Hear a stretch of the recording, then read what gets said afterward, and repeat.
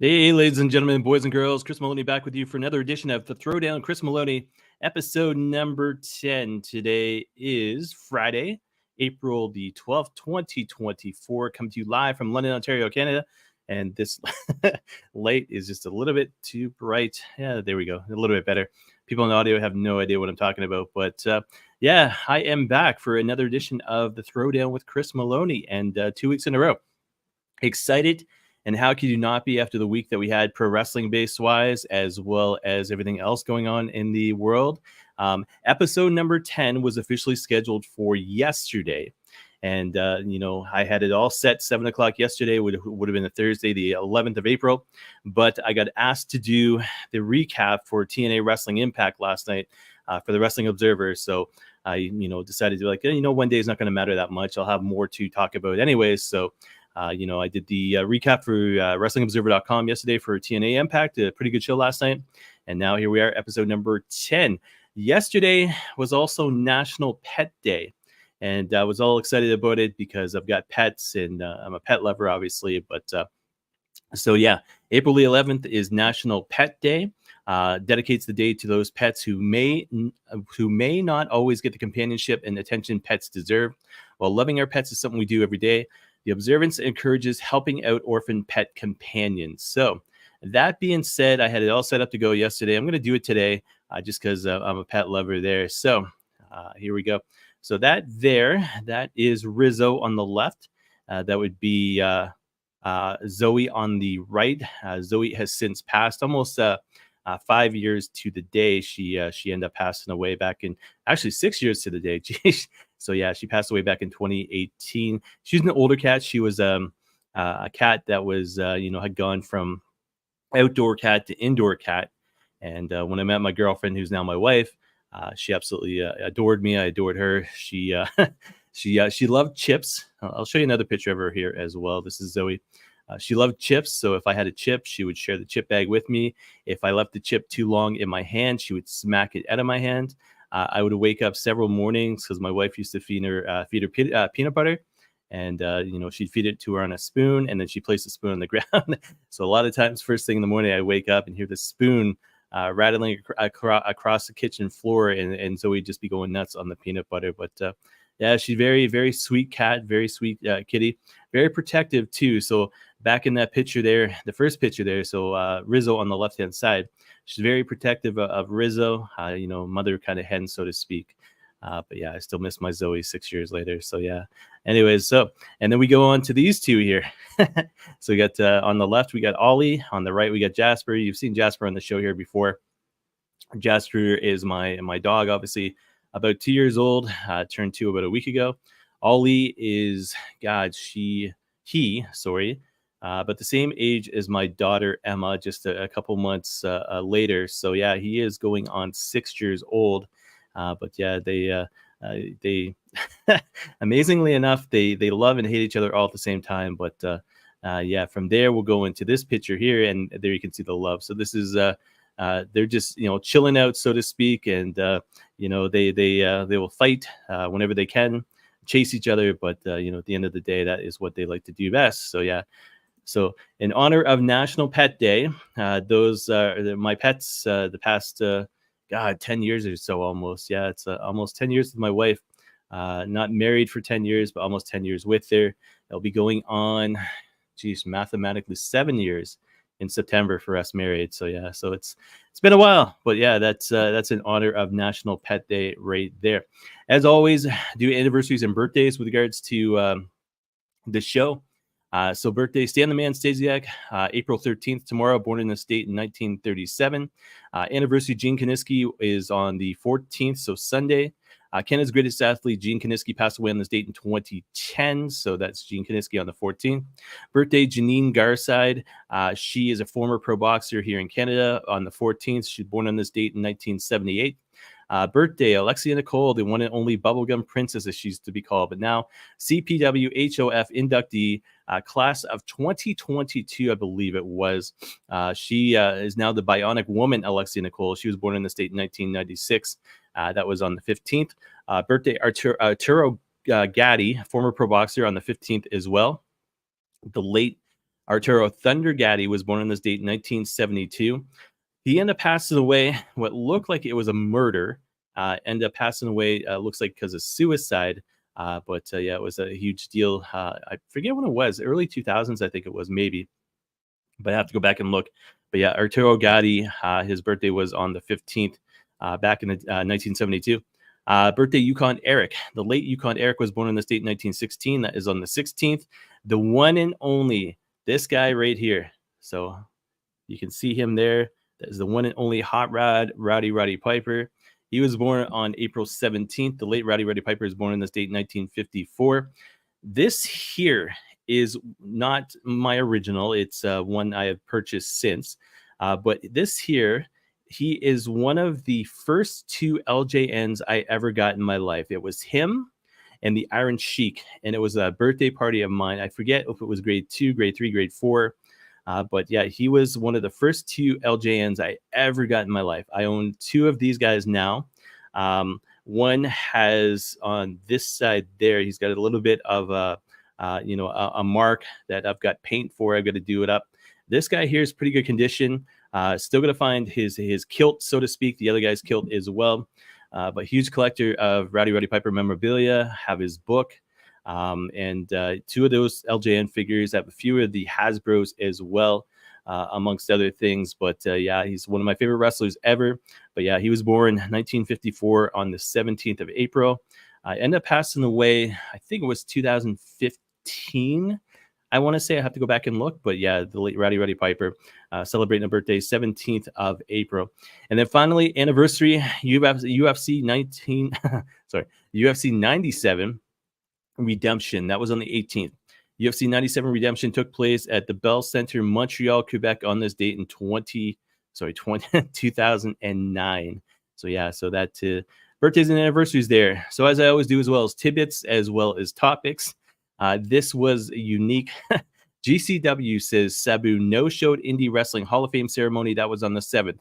Followed up by Sabu. Sabu explains no-showing Indie Hall of Fame induction. I changed my mind on the 11th. Followed by Sabu. I don't know why I'm saying Sabu. Sabu returns deposit after no-showing Indie Hall of Fame ceremony on the 12th. So that was today. Apparently, everything is good between him and the GCW owner. No hard feelings. Lots of respect still for Sabu. But he was in the same building as the Hall of Fame was taking place, doing a Comic-Con, I think it was, and a WrestleCon, maybe it was, and just decided he didn't want to do it. So yeah, he skipped the Hall of Fame and returned the refund, so to speak. So anyways, apparently everything's all in well. So we'll just leave it at that. WWE superstars share their UFC excitement. UFC 300's on its way tomorrow, so you can check that out. UFC on YouTube. It's also posted on cwnonline.ca. They've got a panel with one of the UFC experts, but they've got Big E, as well as CM Punk, Shayna Baszler, as well as Bobby Lashley. I think it's just the four of them there. But yeah, it's check that out. Haven't had the opportunity to see it yet, but I'll check that out momentarily. When I say momentarily, the next couple of days or so. The Rock responds to being named most iconic WWE wrestler. I think I got the article here, so just bear with me a second. And I've got to learn to slow down once again. So yeah, so Rock is honored. According to 2K Games poll, The Rock is the most iconic wrestler. WWE, the poll was taken before WrestleMania XL, so WrestleMania 40, obviously. Absolutely blown away. Love you back. Thank you. Pro wrestling is in my blood. Respect, passion, grit, love for life. Final boss. And so it goes on to say The Rock revealed as the most iconic WWE wrestler. Final Boss, aka The Rock, has been voted as the most iconic WB wrestler ahead of WrestleMania 40. According to a survey commissioned by 2K Games, 72% of WWE gamers voted The Rock as the most iconic WWE wrestler. So, can't really say I disagree with that. I mean, obviously, it's arguable. But yeah, The Rock, for everything he did, and the rating that came out this past Monday for Monday Night Raw, holy crap, like over 3 million viewers for that segment with him and Cody Rhodes. The demo was up as well. So congratulations to The Rock. He's back doing the Hollywood thing now. But I'm looking forward to that match between him and Cody. And from what I've heard on certain podcasts, basically it comes down to The Rock potentially taking on Cody Rhodes at WrestleMania 41. And then that final match with the final boss, WrestleMania 42, with The Rock and Roman Reigns. WrestleMania next year has been rumored to be taking place in Mississippi, Minnesota. It hasn't been officially announced yet, to my knowledge, but I know Minnesota is playing hard to try to get WrestleMania 41 there. So it'd be The Rock versus Cody. Obviously, Minnesota, huge stomping ground for pro wrestling. AWA. You got the Road Warriors, Mr. Perfect Kurt Hennig. You've got Brock Lesnar, obviously. You've got Ravishing Rick Rude, those guys there. Nikita Koloff, I believe, was part of that as well. But yeah, it'd be cool to see Minnesota get WrestleMania 41. Where are we here? Jack Perry's scapegoat shirt sells out. That was on the 11th.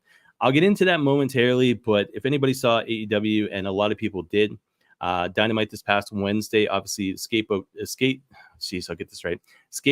t-shirt was, on, was it a Matt Jackson, I think it was. And with that being said, it triggered a response from the fans, kind of seeing what's going on towards Dynasty, and all of a sudden that Scapegoat shirt sold out within 24 hours, I believe it was, past Dynamite and leading up to Dynasty taking place next week. And so it'll be interesting to see. WB reveals poster for Backlash 2024. As everybody would expect it, is Cody, new champion, going into Backlash. That's 2024. I want to see if I got the article here. Where are we? Oh, yeah, here we go. Just one sec. Because I know it talks about the dates and this and that. So poster's kind of cool. It goes, nightmares do come true. It's got a back shot of Cody with the title over his shoulder. Cody's kind of looking over his shoulder. Backlash France taking place May 4th, 1 p.m. Eastern's taking place. Obviously, kickoff or countdown, what they call it now, is going to be taking place 12 p.m. New undisputed WB champion spotlighted on W's poster for Backlash 2024. Basically, Triple H goes on to say a new era for a new champion next month. The WB Universe in France helps usher it in. Backlash France streams live from the LDLC Arena, which no idea what the heck that means. I have to look it up. May 4th, special start time of 1 p.m. Peacock and the WWE Network, of course. So, guys, looking forward to that there. TNA Wrestling returns to Chicago for 2 nights of live pro wrestling, June 14th, 15th at Cicero Stadium. So, doing the Impact report last night for the Observer. Obviously, I got to see all of Impact. They did announce, yes, Against All Odds taking place June 14th, Cicero Stadium, taking place in Chicago, obviously, followed up by TV tapings the very next night. So that's cool for them. They're going to their own old stomping grounds, which is kind of cool. And, with regards to that, where are we here? Trying to get back to sorry, lost my train of thought. So with regards to that, it's I'm going to be a little bit biased and a little bit partial. If they're going to Vegas and they're going to Chicago, come back to London, please and thank you. Come back to London. It was, obviously I'm a little bit biased in this and that, and Scott D'Amore is no longer in charge, so I don't know. I can see them hitting Toronto again. Don't know about Windsor. London, obviously partial bias. Okay, huge bias there, but anyways, cool. Like I said, to have them announce Against All Odds taking place Chicago June 14th. So that was announced last night. Chris Jericho files for 3 new trademarks. So I'm going to bring this up because this is new. When I say new, he could write a book on all the trademarks and nicknames and everything else he's gone by here, but this came out today. So Chris Jericho files for 3 new trademarks. Trademark applications for all filed on April the 10th. April 10th, Jericho applied to trademark the Learning Tree, the Educator, and the Rarefied Air of Jericho. That is straight up there with the bubbly. The rarefied air of Jericho. That is pretty damn remarkable. Whether or not that's going to make a t-shirt, whether or not that's going to be a tagline, I don't know for sure. But that being said, yes, pretty cool that he's still relevant in 2024. He's a guy, debuted WWF back in the day, 1999 August, and I'll never forget that. To know he's still relevant 25 years later, doing his own thing once again. That's incredible. Next, Miro. I am recovering from a shoulder injury and an elbow injury. I will come back stronger than ever. So that being said, Miro is still with AEW. He posted, I think he was interviewed on a podcast. He had said, those words, said he's still fond of Tony Khan, loves Tony Khan's imagination, loves Tony Khan's passion for the business, and, still on board with the AEW. So with everything that happened with Lana, CJ Perry, him heading in a new direction, I'd love to see him back. Of course, I'd love to see Rusev back in WWE at this point, but whether or not that ever happens, I don't know. But Miro, he should be on TV. He's one of those guys that easily fans attract themselves to. So it's thoughts and prayers and strength, obviously, for a quick recovery for him, because he is missed. Report: Milwaukee has been in talks with WWE about hosting a Royal Rumble event. That is cool. I don't think Milwaukee's ever hosted a Royal Rumble event. So they said, I think the article 2026 they're looking at. So they're apparently going to turn the baseball stadium into ready for not a WrestleMania, but Royal Rumble. And Milwaukee doesn't have the greatest weather. It's cold down there, but that'd be cool to see a new environment. So 2026, looking forward to that. And then finally, tidbit, Adam Copeland explains why he gave pro AEW speech after CM Punk interview. Cole's notes, folks, basically comes down to he said he didn't watch the whole interview, MMA Hour, Ariel Helwani and CM Punk, caught little tidbits, so to speak, with regards to the interview itself, and basically, saw it being a negative and took it upon himself to try to brighten up the locker room and say, hey, look, this is why we're here. This is what we're doing. Don't pay no attention to that.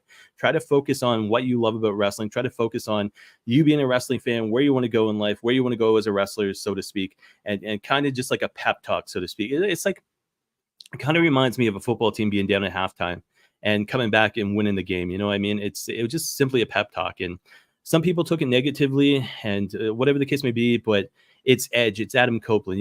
He's been in the industry forever. We're talking, I think, 1996, 97 debut, all the way back to that interview that he had done where he asked that question on that Canadian talk show. I forget who it was. I can see the lady asking Bret Hart the question. He's been a passionate wrestling fan, and if he can spark something in one of those guys in the AEW locker room, or a lot of guys in the AEW locker room, it's kind of like, I heard a quote on a podcast, I think it was yesterday or the day before, and it was Lance Storm who had said it. And I don't know if I'm going to get accurate, but it was like one of those things like, don't worry about how the farm is doing beside you, worry about your own farm. It's basically, a metaphor for, hey, don't worry about somebody else's success, worry about your own success.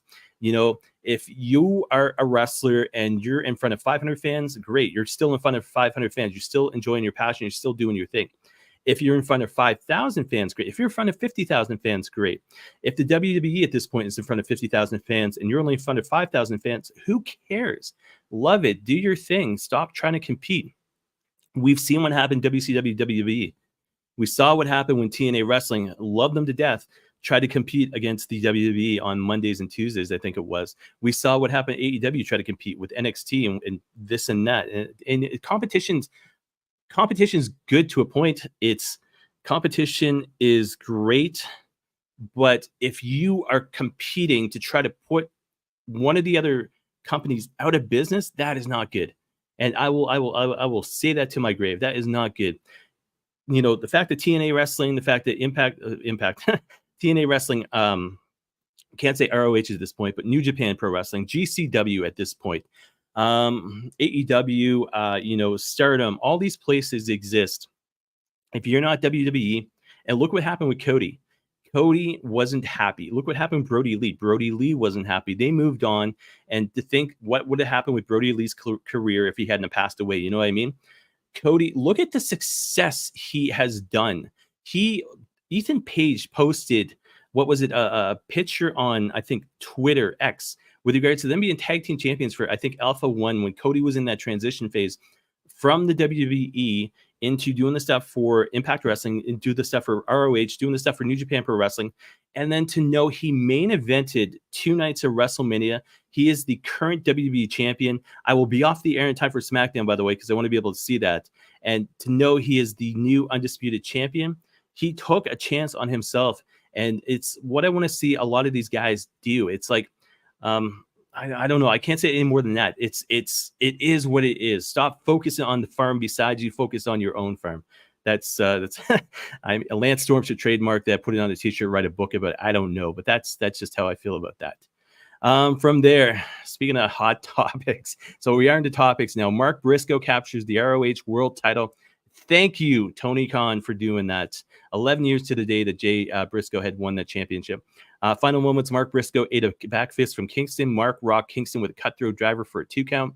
Mark smashed Kingston with the J Driller and scored the pinfall victory. That's all there is to it. Thank you, Tony Khan, for doing that. The other side of things, Billy Starks, sweet Billy Starks, is the inaugural ROH Women's Television World Champion. This was on the 5th, by the way, so we could go today. Billy appeared to have injured her neck. Doc Sampson came in to check on Billy. He placed a neck brace on her. The ref kept Queen Aminata away as medical staff helped Billy to her feet. Aminata held the ropes open, clearly concerned for her opponent. As Billy was being helped through the ropes, Billy grabbed Aminata and suplexed her. It was a ruse. She fooled us all, said Ian Riccaboni. Billy locked Aminata in a rear naked choke, and Aminata was out of it, and that's it. New champion there. So the Minion obviously taking a lot of Athena's advice, so to speak. She became champion. That was the main thing. So yeah, we'll kind of go on from there. So comments, where are we here? We got Sean on the line. Thoughts on AEW's ratings bait? Bear with me a sec. I will get to that. And where are we? Sean, he was also on John Vision before getting to WWE. That is, that's with regards to the one and only Edge, Adam Copeland there. So yes, Sean is 100% accurate. I'll tell you the one thing about Sean. So both pretty much the same amount of passion for the wrestling business, but I think Sean's got an edge on me as far as his knowledge goes. I'm pretty good, by the way, but I'll give it to him for having the knowledge there. Where are we here? So a lot of thoughts, by the way, coming up, just because it's been a week. Not a lot of talk, but just some thoughts. WB Hall of Fame class of 2024. Heyman was absolutely phenomenal. The induction, Roman Reigns, the way that Heyman transitioned into ECW Heyman, the respect he showed for Triple H and Stephanie was cool as well. It was probably the best speech I've ever seen at the Hall of Fame. That is 100% accurate there.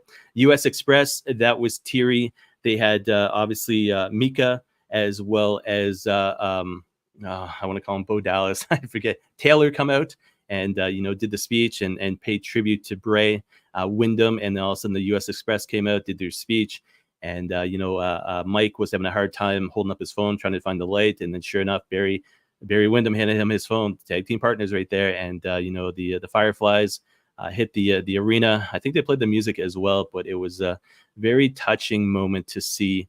It's and for anybody who hasn't seen that documentary with regards to Bray Wyatt becoming immortal, check it out, guys. Check out the very end, because they did this past Monday, and it's goosebumps. It's like when the White Rabbit thing was happening with Bray Wyatt, and now all of a sudden it looks like the same thing transitioning wise is happening with Uncle Howdy. Obviously Taylor Rotunda. Bo Dallas. Man, it's goosebumps once again. If they bring him back at Extreme Rules the same way they did with Bray, that would be gold. That would be absolutely phenomenal. It'd be interesting to see how he can continue on the legacy, of his brother Bray. But I'm looking forward to. I'm on board. I'd love to see it. Rock People Champion, obviously, that came up with the Hall of Fame as well. A title played into WrestleMania both nights, as well as Monday Night Raw this past Monday, and then Bull Nakano went into the WB Hall of Fame. Very sweet lady. When I've only met her once. There's pictures on social media with me and her, and it's first thing in the morning at a show in Toronto. Very sweet lady, but man, scary as hell. I tell you that much. And she had nunchucks with her. So, but congratulations to her. Inducted by Alundra Blaze. Always going to be Medusa to me, but inducted by Alundra Blaze there. Stand and Deliver thoughts. You heard me talk about this on some of my prediction shows last week.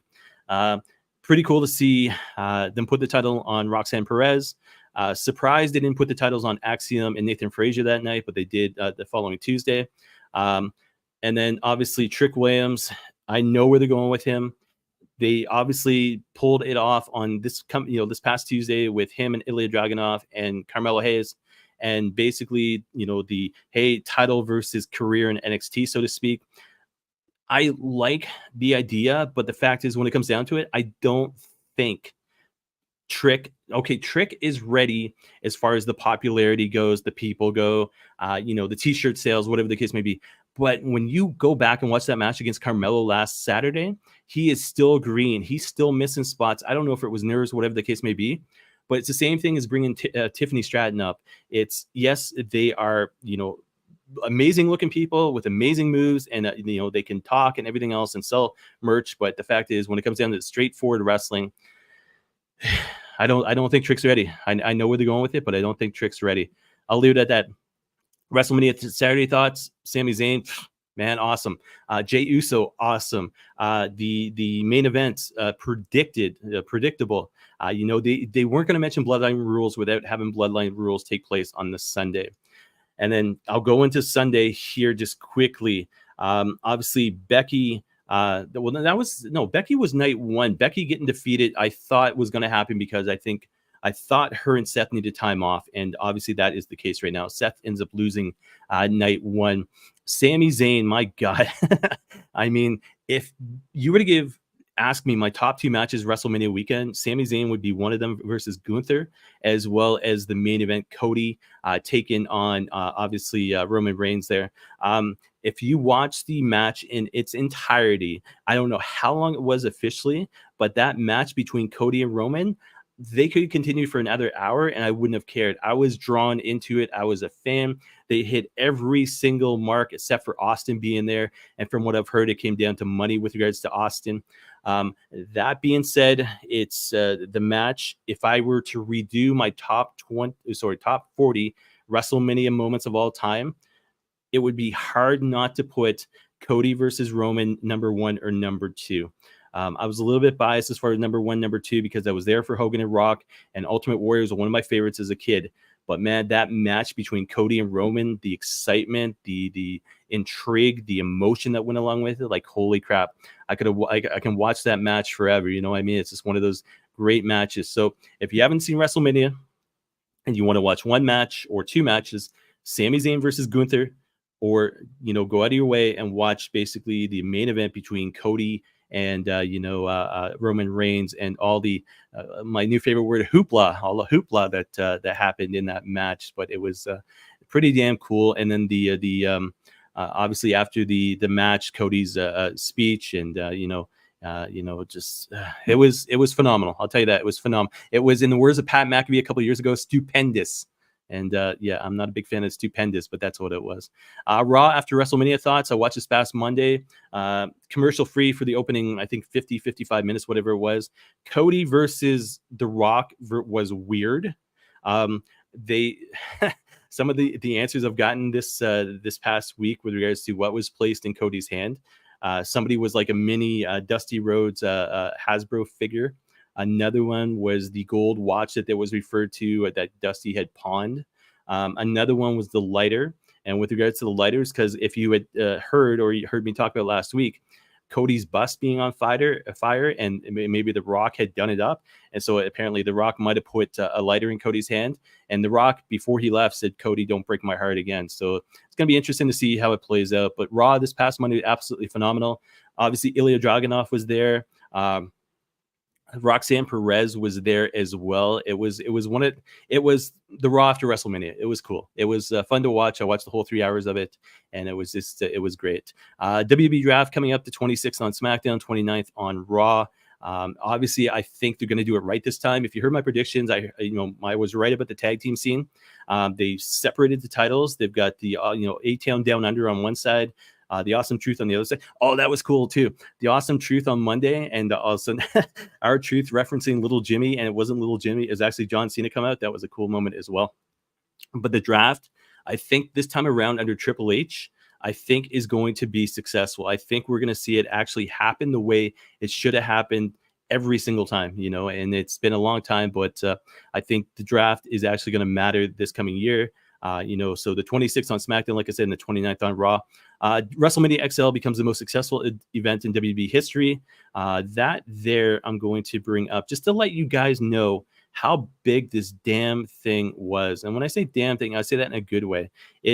I've been a fan of wrestling since the age of 3 years old, which means a lot of WrestleManias. Highlights include the gate. WrestleMania XL broke the previous record set by WrestleMania 39 by 78%. Viewership. WrestleMania XL viewership was up 41%. Merch. Partnership with Fanatics. Merchandise sales were up more than 20%. Sponsorship. Featured the first ever ring mat sponsorship with Prime Hydration. Fan event, WB World at WrestleMania in partnership for Fanatics events, now the highest grossing and most attended fan event in company history. Social, WrestleMania XL became the most socially viewed WrestleMania all time with over 660 million views consumed. SmackDown, Friday Night SmackDown drew the largest gate in SmackDown history. Raw, largest gate in Raw history. NXT Stand and Delivery with the most attended NXT event, 16,545 fans in attendance, and absolutely phenomenal. You can't. That's just fact right there. You can't argue fact. And I know WB has the ability and the habit sometimes to fudge their numbers, so to speak. But those numbers right there are pretty damn accurate. It's not like back in the day. It's like you have 70,000. Oh, we sold out 100,000 people. It's like, no, it's a lot more accurate nowadays. Thoughts and prayers. Former sumo wrestler. All Japan star Akebono passed away at the age of 54 years old. I heard Dave Meltzer talking about him and on the career that he had. Obviously, most familiar with WB fans with regards to his WrestleMania match taking on the Big Show in a sumo match there. But thoughts and prayers out to Akebono. That was on the 10th, 54 years old, way too young. Heard that his health wasn't the greatest, heart attack. And then obviously, it just deteriorated from there. So, guys, AEW Dynamite thoughts. So, where do I begin? It is, it's only 2 days past, actually. So, I'll go through the matches, and then I'll go through my thoughts. And Copeland, so Adam Copeland defeated Penta in the Cope Challenge. Bucks footage, I'll get to that momentarily. Scapegoat t-shirt as well. FTR promo, get to all of that in a moment. Ospreay interview. So, Ospreay, I tell you this. I saw Ospreay versus Omega Forbidden Door. Ospreay still had that New Japan vibe. He was still Ospreay. He was still that awesome son of a bitch, so to speak. And when he came out this past Wednesday, he looked, I don't know, he looked almost goofy, so to speak. And then he cut that promo. And it's like, they say the promo was all his idea and it wasn't scripted. It was like, okay, well, Tony Khan's getting back at WWE right here again. I don't like, obviously, All In taking place. They're setting up probably, him getting a title shot, probably winning the championship. Jamie Hayter coming back, winning the championship, getting a title shot, whatever the case may be. I understand it's England, so they're going to promote their stars over there. But man, don't turn Ospreay into this goof. And when I say goof, I mean that in a way that he's not the same Will Ospreay from New Japan. It's like when they turned Omega into that kind of stale baby face. It was like, no, it's like, that's not who he is. Or Chris Jericho, when he was like, the annoying Chris Jericho, and then all of a sudden WrestleMania 20 rolls around. It's like him and Christian fighting over Trish's love. It's like, no, nobody wants to see that. Ospreay's an assassin, aerial assassin. It's like, leave him alone and don't try to change him. You want to give him the title, but man, don't change who he is. Yeah. Okay. That's enough about that. STP, not the Stone Temple Pilots, but Shane Taylor Promotions defeats Lion Hook and Shibata. Lee pinned Shibata. So yeah, it's got worse and worse and worse for me. AEW this past Wednesday. Adam Copeland, you know what? It's my show. It's the Throwdown. Okay. Adam Copeland, he hung with Penta as much as he could, but he looked old. Bucks footage I'll get to in a moment. Ospreay, I didn't like his segment at all or where they're going with him. Lion Hook and Shibata, here it is. Chris Jericho again, try to do what he can to still remain relevant in wrestling nowadays. And Shibata getting pinned shouldn't have happened. Okada, squash, okay, understandably. But Okada, as much as I love him, should not be champion AEW right now. It makes all the rest of the roster look horrible. Mariah May defeats Anna Jay. It is what it is. Mercedes Moné, like I said, it went downhill completely. Mercedes Moné interview, okay? She does not deserve a title shot. She can barely hold her own at this point with regards to AEW. I'll tell you that much there. She come in with a bunch of money handed to her. Tony Khan decided to be a mark, decided to be a fan, and that's all there is to it. And it's like, here you go, Mercedes Moné, do your thing. She hasn't done her thing. She hasn't even wrestled. And the commentary that she's done has absolutely sucked. Then they went into this interview with Alex Marvez. Alex Marvez is the most, I shouldn't say the most, one of the most horrible interviewers, backstage correspondents in the world. Yes, he's probably got a lot of wrestling knowledge and friends and whatever the case may be, but man, he sucks at his job. He does not make you want to watch an interview. And then he's sitting down with Mercedes Moné, and the next thing you know, it's camera zoom, camera out, camera zoom, camera out, camera zoom. It's like, oh my God, this is so friggin' annoying. It's like the days back in the WWE when they used to do the camera shots and all this sort of stuff, and they'd stagger the camera like 50 times in 30 seconds. Like, oh my God. And then lights go out and lights come back on, and she's down on the ground. And yet she's getting a title shot. And then Samoa Joe defeats Dustin Rhodes. They should have put Dustin over. Apparently, you know, especially with what happened between Swerve and Joe at the beginning of the show. But man, and then all of a sudden, like I said, oh geez, I'm gonna get to these comments. I'm expecting who they're from. Where are we here? Sean, and once again, Punk didn't waste any WB airtime. Tony wastes his own airtime to be petty. AEW can do so much better if they minded their own business. 100% agreed. And Sean, AEW was a dumpster fire this week. You know what? Agreed with that one as well. So, guys, here's my take on this. So, a scapegoat T-shirt being worn by Matthew Jackson, is obviously set up for Jack Perry to make his return, coming probably up at AEW Dynasty to either work alongside FTR and screw over the Young Bucks, or basically align themselves with the Young Bucks and all of a sudden become the newest member of the Elite. Okay, so that's great. They're playing into a new storyline, whatever the case may be. Tony Khan's an absolute friggin' mark. He's like I said last week, he reminds me of Rick Moranis from Ghostbusters.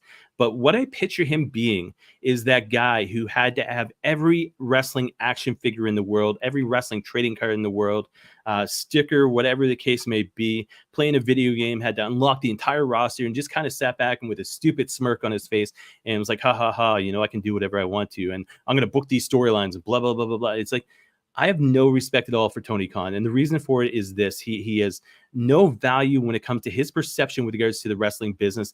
I say this as a fan. I say this because he lost guys like Cody. He lost guys like CM Punk. He couldn't control his locker room. When you saw that footage and you saw the guys back there, poor Chris Hero, by the way, you can just tell he's a regular good human being. But for that to break down, for Tony Khan to be like, oh, I'm scared of my life. If that is the only footage they got and Tony Khan was scared of his life because of that, Tony Khan should be sitting in a corner somewhere, just minding his own business for the rest of his friggin' life. But when it comes down to it, the footage, it's no reason to be aired at this point. It happened back last year. All of a sudden, 7 months later, Jungle Boy Jack Perry has been nowhere to be found since. New Japan Pro Wrestling, obviously, he's wrestling tonight for Windy City Riot. But fact is, when it comes down to it, Tony Khan should not be in the business, okay? Tony Khan should step aside, let other people run his business, because he's going to run into the ground. And when I think about it, I think to myself, when I'm watching AEW and I don't have the same passion for it, this past Wednesday, I watched Dynamite, and the fact is, when it comes down to it, I enjoyed it as a wrestling fan, but the fact is, the show sucked, okay? It does not have that passionate excitement that it used to have for me, and probably for a lot of wrestling fans as well. And then Tony Khan comes out and he's like, oh, look at our numbers. And he comes out on Thursday and it's like, he tweets about it or posts about it, whatever the X calls it nowadays. And the fact is, when it comes down to it, it's like, dude, you have been killing your numbers for 21 weeks straight, year over year. So what that means is basically last year compared to this year, for 21 weeks straight, his numbers have gone down every single week. He's like, oh, what about the demos and blah, blah, blah, blah. He can't even announce a friggin' a new TV deal. That says something right there. The AEW video game, I was hyped about. I bought it. I haven't played it probably in a good 8 months or so. And that's if the game's even been out since then. But the fact is, I have no more hype towards AEW at all anymore. I mean, I thought maybe, with TNA wrestling, when Scott D'Amore got let go, I haven't watched it since. I watched it last night. I was like, this is still pretty good. AEW, if last year, I think at this point, I had Forbidden Door tickets and they were pretty good. And the fact is, if I had Forbidden Door tickets this year and it was the product that was presented in front of me, man, forget about it. It's just like, when you watch it and every second match is a former WB star, Sean, who has been commenting during the show, put it best, and he used to put it back in the day. It's like, I love Impact Wrestling, I love TNA Wrestling, but he was like, okay, anybody who gets released from the WWE, you know where they're going to end up. And the same thing happened at AEW. Look at Mercedes Moné. Look at the way they have destroyed her at this point. So fact is, yes, ramble, whatever the case you want to call it. But fact is, I do not enjoy AEW anymore. And change my mind. That's all I can say about that. Change my mind. And they've got talent and they've got the ability to be a better show. Change my mind, though. That's all I can say. AEW Tony Khan changed my mind. And then you go into the AEW rankings and Mercedes Moné getting a title shot, and the rankings don't make sense. So why even bother bringing them back? And it's like, well, we've had them before, so let's have them. It's like, no, just forget about it. It's like, man, this reminds me of WCW when Eric Bischoff was attempting to buy it, to basically shut it down, to revamp it, to rebuild it, to bring it back and start from scratch. And this is reminding me of that. I mean, this is the Titanic right in front of us, folks. And I can't see AEW pulling out. And when I say that, I say this as a passionate wrestling fan because they have Okada, Will Ospreay, Kenny Omega, John Moxley, ties with New Japan Pro Wrestling, ties with CMLL. They've got Penta on the roster. They've got friggin' a lot of people. I don't even remember because they haven't existed for so long. They've got guys like Keith Lee on the roster, guys like Miro on the roster, and these guys just disappear. And it's like, ugh. And then they end up with main events featuring Dustin Rhodes, no offense, taking on Samoa Joe. And man, I just got to shake my head. Shake my head, leave it at that. I could do a whole vent session, whole episode based on my love and dislove for AEW the past couple of years, past year even. And then AEW announced its entire pay-per-view schedule for the rest of 2024. So I will bring this up because this here gives people the ability to see how much more AEW is going to tank or how much AEW is going to grow. So that being said, Dynasty April 21st, St. Louis, Missouri. Double or Nothing, May 26th, Las Vegas, Nevada. Long Island, New York. Forbidden Door, June 30th. All In, August 25th, London, UK. All Out, Sunday, September 1st, Chicago, Illinois. Wrestle Dreams, October 12th, Tacoma. Full Gear, November 23rd, Newark, New Jersey. And then December 28th, Orlando, Florida for World's End. So that is the regular. So not the regular, that is the rest, so to speak, of the events for AEW this year. So that being said, and when I talk about AEW, I talk about the fact that their attendance figures suck right now. They are not running house shows. They have to shoot camera angles from a certain angle. And go back about 10, 15 minutes ago when I was talking about this, focus on your own farm. Stop competing. Some people have come out and said this week that Tony Khan has got it out of his system. He's not concerned about this anymore. But this is a guy who gets, upset and tweets or whatever they call it on X nowadays at 4:00 in the morning about stuff. And it's like, man, just leave it alone. And he's a child, and I'd like to see him grow up. And I don't think it's going to happen. But Tony Khan, to me, is an absolute friggin' child. And I'll leave it at that. Guys, coming up tonight, SmackDown after WrestleMania preview, appearances by Cody Rhodes and Bayley as new champions. We got LA Knight, Bobby Lashley, Santos Escobar on a triple threat match. Kevin Owens, Rey Mysterio, and AJ Styles in another triple threat match. That being said, why? Winners advance to face each other on SmackDown next Friday, April 19th. The winner of that match becomes the number one contender to Rhodes' undisputed WWE Universal Championship. So, that being said, small prediction here. I'm going to say on the one side, LA Knight, Bobby Lashley, Santos Escobar. LA Knight. The other side, Owens, Mysterio, Styles. I want to say Styles. You know what? I got to say Styles. Let's say Knight versus Styles in that rematch. And I'm going to say Styles challenges for the Universal Championship against Cody. That would be cool there. Battle of the Belts taking place tomorrow. You know what? As much as I put down AEW and Tony Khan for the way they book and everything else, I still enjoy AEW. I'm still going to talk about AEW. There's still moments I enjoy about AEW. Dynamite this week I thought was crap, but it doesn't mean they're not going to recover. I mean, there was a point in time I was watching Monday Night Raw a couple of years ago, and I'd watch 10, 15 minutes, and that would be it. I'd be turning it off. And, it's just what it is. What it is. AEW Battle of the Belts, like I said, tomorrow night. Strong versus Romero. And this is what I don't like about AEW as well. So Roderick Strong, Rocky Romero, international title eliminator match. Stop with the eliminator title matches. Eliminator matches. You're on Battle of the Belts, okay? Put the belt on the line, especially against somebody like Rocky Romero, the legend. Hook taking on Shane Taylor for the FTW title, and announced today Athena taking on Red Velvet. What has Red Velvet done lately for the ROH Women's Championship? Again, ratings, not ratings, rankings. Upcoming PLE pay-per-view special events, New Japan Pro Wrestling Windy City Riot 2024 pre-show kickoff buy-in, whatever they're calling it, taking place live right now on YouTube, as well as New Japan Pro Wrestling World. That is Chicago, Illinois, 8 o'clock p.m. for the pay-per-view itself. New Japan Pro Wrestling World and TV Asahi, that is in Japan. The 13th, which is tomorrow, UFC 300, Pereira versus Hill, Las Vegas, Nevada, 10 o'clock p.m. Pay-per-view, UFC Fight Pass, as well as YouTube.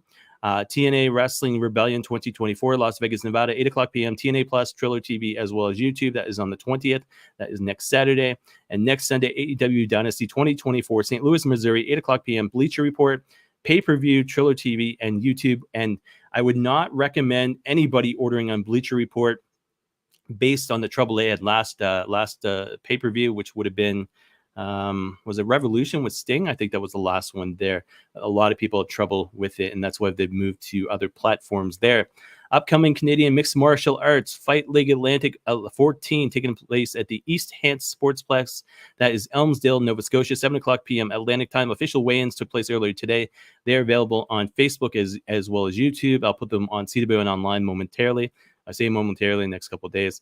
And then on the 8th of June, BTC 24, the Apex, it's called, Central Arena in Burlington, Ontario, 6 o'clock p.m. Eastern.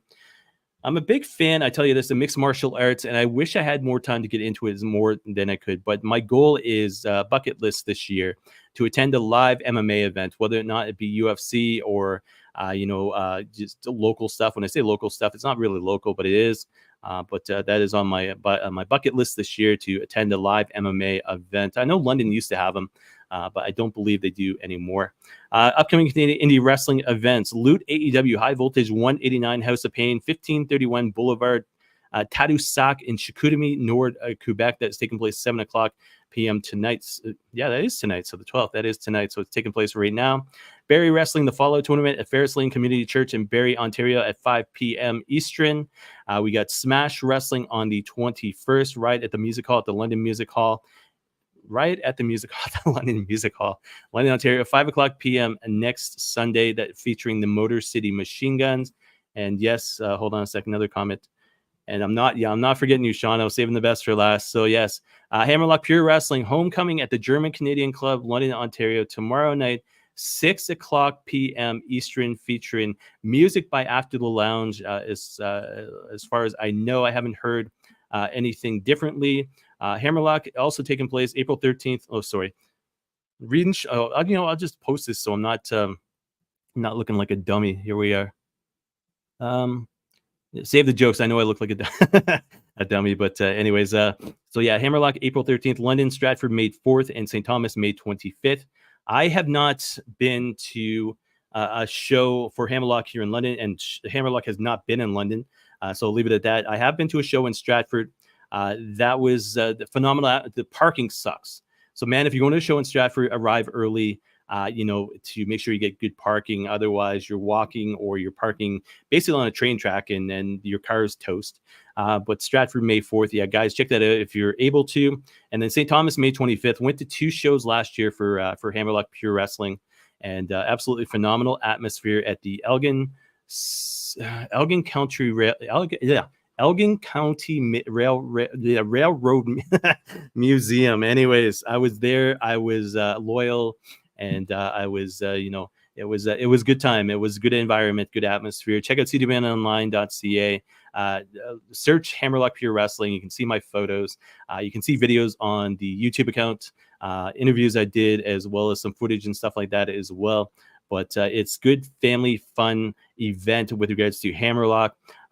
Sean's been very loyal to it, seeing it off the ground, doing what he can to grow that farm, so to speak. And he's a lot of loyal people around him as well. So guys, check it out tomorrow night, London, Ontario, April 13th. once again, where's my notes? That is the German Canadian Club, London, Ontario, of course, my hometown, 6 o'clock p.m. Eastern. Main event has the one and only Chili Brown. Huge fan of Chili Brown. I can see him going pro someday. Whether or not he has the passion, I don't know. I don't know the guy too well, other than talking to him a little bit. He's a very nice young man. Met his mom, by the way. But he is taking on tomorrow night in the main event the Tyson Dukes a Cup winner, the one and only Punjabi prodigy, Vikram Prasher. He is in the Canadian Pro Wrestling Hall of Fame for the sharpshooter category this past year. Sorry, too many thoughts going on at once. But yes, Vikram is an a-hole. I will put it that way as far as his character goes. Outside the ring, a good young fella, but complete a-hole, with regards to his character. And he's one of those guys that you just kind of want to punch in the face as far as his character goes. But yeah, guys, check that out tomorrow night, London, Ontario. Hammerlock Pure Wrestling here at 6 o'clock p.m. And like I said, After the Lounge is playing for them. I haven't heard anything differently. Sean hasn't commented, so I'll leave it at that there.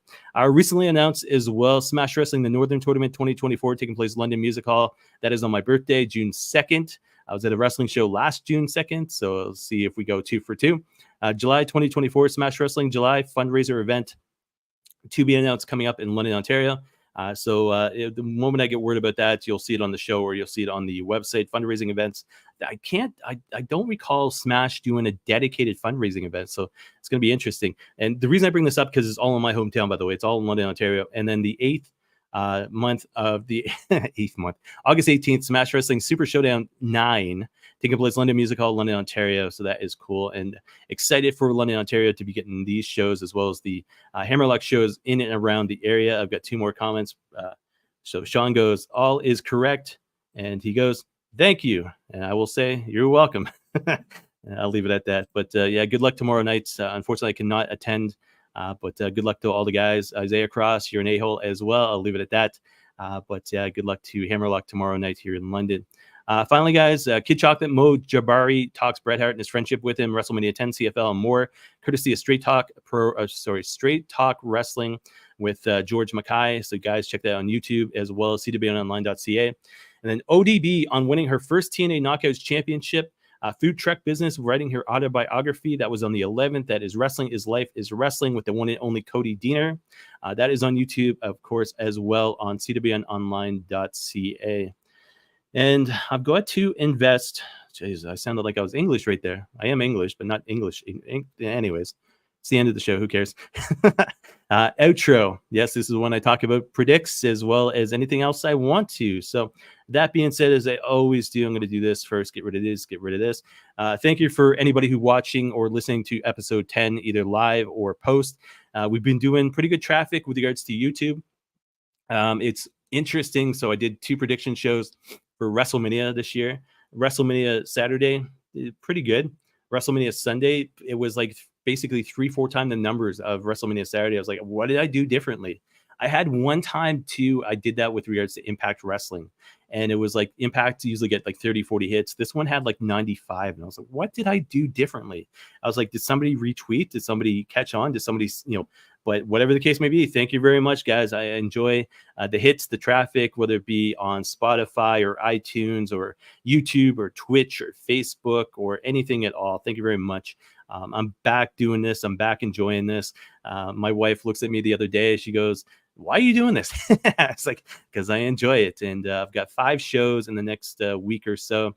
I've done 2. This is my second one today. I did the prediction show for New Japan Pro Wrestling, Windy City Riot earlier today. I've got obviously the Throwdown I just did today. I've got 53 minutes in. So what time is it? Yep, 7:53. I'll be off in time for SmackDown for everybody to enjoy.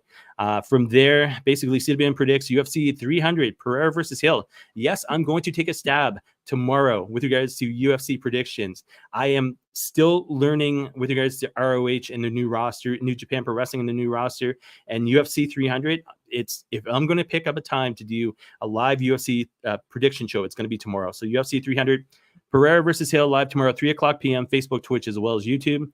Predicts as well, TNA Wrestling Rebellion 2024, live April 20th, 3 o'clock p.m., Facebook, Twitch, and YouTube. predicts as well. Dynasty 2024 live April 21st, 3 p.m. Facebook, Twitch, and YouTube. And then the Throwdown with Chris Maloney. That is me. Hi.